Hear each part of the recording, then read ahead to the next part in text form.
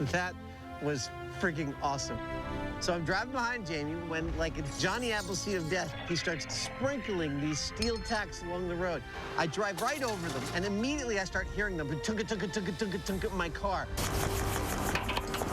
And then almost as fast, I start hearing my rims hit the ground, and the car rolled to a complete halt about 300 feet later. Oh, no, no, no, no. That is an effective tool for stopping cars.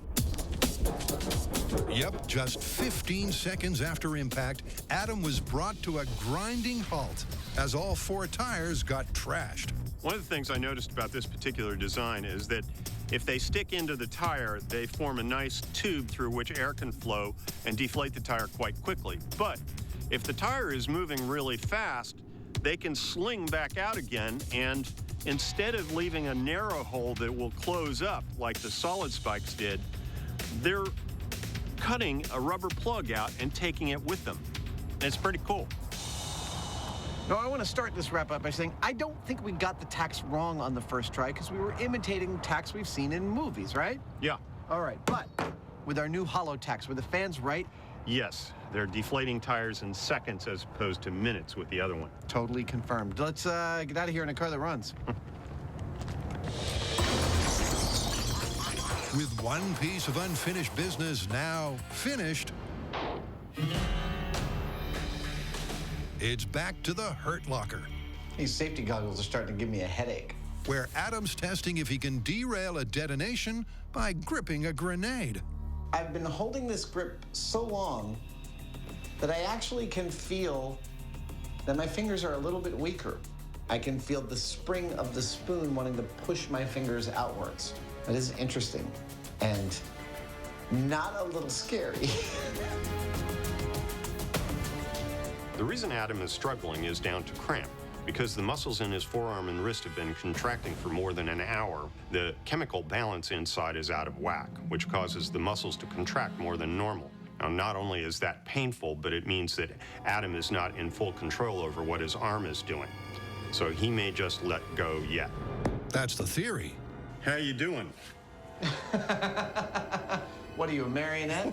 But because Adam's grasping with a light touch, he's able to keep most of the cramp at bay.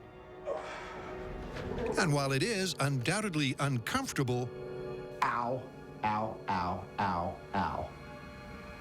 Oh. it's not long before time's up. There it is, 2 hours. I'm still alive.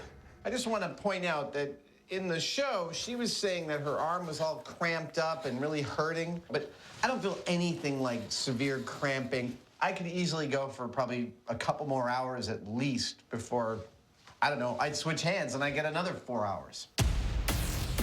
Oh.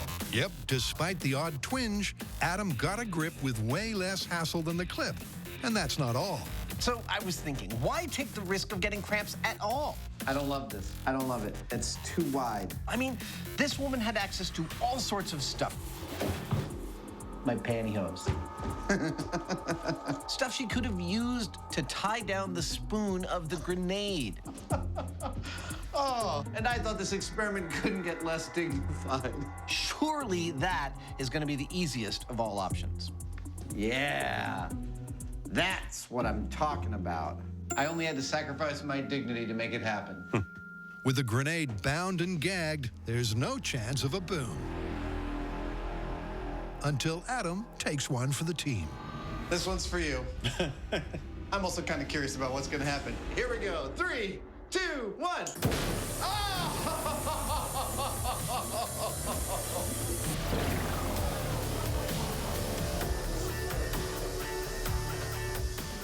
That was beautiful. So the myth that you can't hold on to a grenade for longer than 2 hours? Totally busted. And I think in a mighty fine way.